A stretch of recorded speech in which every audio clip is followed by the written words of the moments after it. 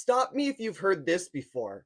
Don't say anything. Stay in your lane. Be quiet. Sit down. You will lose your seat. They won't vote for you. Fight. Don't fight. What the do I have to do in this council in order to get respect as a black woman? I'm not afraid of anybody here. When I make a mistake, I will be clear. I don't hate you as a white woman. I don't hate you as a white man. I am sick and tired of this body so stupidly racially divided, so afraid, so depraved. People with no faith because they are afraid of their losing their advancement.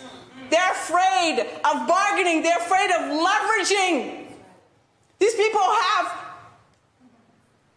oh my God, I can't even call you cowards because desperation deserves mercy. Here's a redistricting. Fine, we give it to a white woman. Can we all get along? Can we get together? Can we love each other now? Can we make sure that black and brown babies don't die? Can we make sure that cops don't kill? A Boston City councilor facing federal charges arrested by FBI agents this morning after she was indicted in an alleged kickback scheme. Thanks for joining us. I'm Brianna Pitts.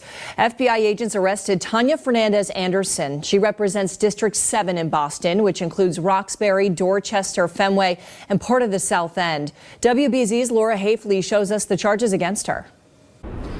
Tanya Fernandez Anderson is the vice chair of the committee that oversees government accountability here in Boston. She's also a member of the Criminal Justice Committee, but today she's facing crimes of her own. The FBI took Boston City Councilor Tanya Fernandez Anderson into custody Friday, accused of committing 5 counts of wire fraud and 1 count of theft of federal funds. If you violate your oath and your duties as a public official, we will investigate. U.S. Attorney Joshua Levy says her wrongdoings began in 2022 when she hired 2 family members to work in her office despite city rules prohibiting it, hit with a $5,000 civil penalty. Court documents claim she did it again in 2023, hiring who officials are referring to as staff member A, another family member. And in around that same time in 2023, Ms. Fernandez Anderson, the grand jury alleges, hatched this scheme to funnel bonus payments, taxpayer money into her own pocket. Court documents claim Fernandez Anderson was facing financial hardships, unable to make rent or car payments. So officials claim she offered her family member a hefty bonus, twice as much as the rest of her staff combined. But that supersized bonus came with a hitch. The bonus was more than $10,000, but the counselor directed her family member to kick back $7,000 to put in her own pocket. The two exchanged the money in a city hall bathroom in June of 2023, the meetup shown in these texts. As alleged, not only was these taxpayers' funds being stolen, but it was happening right in the building where she works. In a statement this week, the counselor denied the accusations, reassuring her constituents she is still committed to the job, writing, "I'm always transparent with you and always available. My job is to show up and fight for you, and I'll continue to do just that." Friday morning, Boston Mayor Michelle Wu asked the city councilor to resign. The corruption coming from Democrats never seems to amaze me. I'm not saying that it doesn't also happen with Republicans as well, but right now, every time you turn your head, there's another Democrat involved in a corruption scheme.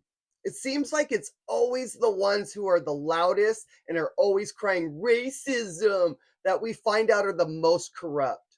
And if this story sounds familiar, it's because it's almost the exact same thing that Cori Bush was doing in hiring her boyfriend to be the head of security, as well as hiring other family members in positions within her office.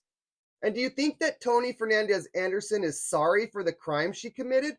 Of course not, because she's a black woman and she's owed these things, which is why she will never apologize. Oh, Channel 5. Can we go to I think we should go to my office. Sure. Why won't you talk to me?